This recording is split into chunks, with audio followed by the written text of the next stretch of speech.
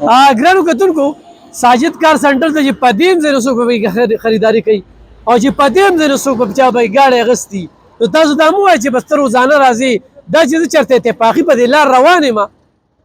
نو ودرېږم نو بس سودا شوي وي او دا حاجي صاحب چې کوم دی ډېر خوب انسان او چې څنګه یې زه ولیدم نو ډېر عزتدار انسان خو دلته کې سودا وکړله نو ساجد وی چې دله به چابي ورکړې نو ساجده دې له به چابي ورکړو حاجي صاحب ډېر مبارک شه ډېر مبارک شه حاجي صاحب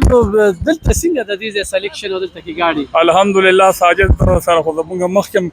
تعارف هم دی تعلق هم دی ورسره مغه هم ښادی دي خو بهرحال د ده په شان مطلب دا د پولایټ سړی او په ریټ کې خبرې پکې نشته څوک هم چې راځی دلته ښه په کولو مټ راځی ګاډی اخلی خرڅوی بلکل هر څه ذمهداري باندې په اعتماد صحیح ګرانو کتونکو حاجي صاحب راته وایي چې په بجلۍ به خبرې کوي لوډ شیډنګ وي تبوی شوله زه حاجي صاحب خپله هم ورته هسې ووایه که نه نو اوبه شته دی خو دغه بل بجلي نشته دی او تا چې ما ته کومه خبره وکړله که نه زمونږ په یو داسې ملک کې اوسېږو چې تعلیم یافته خلک ته ټول بار روان دي لکونو خلک ته لاړله زما خپله زوی پی ایچ ډي ډاکټر دی او په چاینا کې پروفیسر دی نو آیا مطلب دی داسې پروفیسران خلک د ملک نه بار لیږي که راغواړي د بجلۍ مسایل دي هر میټر زه دا نه یم چې زه خپل میټر په خپله ټیکنیکل ټیم راولی هر میټر 35% ایکسټرا دی تیز ګرځي دغسې پکې بیا ټیرفې دي د 200 یونټو یو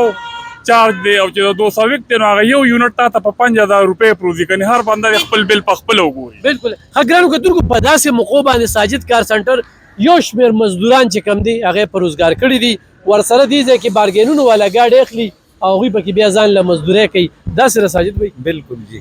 السلام علیکم لبخان بھائی به دا خو ته راشي او چې په دې لار باندې کم زمونږ کتونکي تېرېږي او ته وویني او داسې زمونږ د خواږه درانه مشران وویني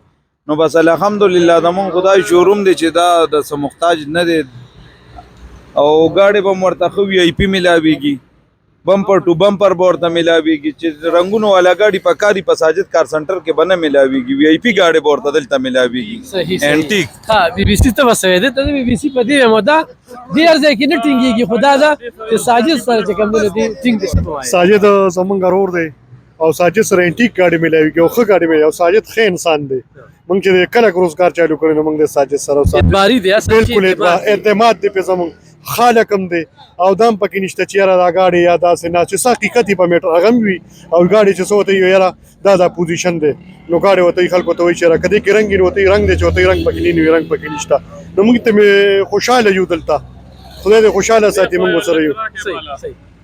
په دې روډ باندې چې کوم یو بارګین دی ټول د اعتماد خلک دي که هغه آټو ګیلري ده یو ډېر ښه نفیس انسان پکې ناست دی علي خان که هغه ساجد دی که هغه دلته نور زموږ وروڼه دي ټول ډېر ښه خلک دی د اعتبار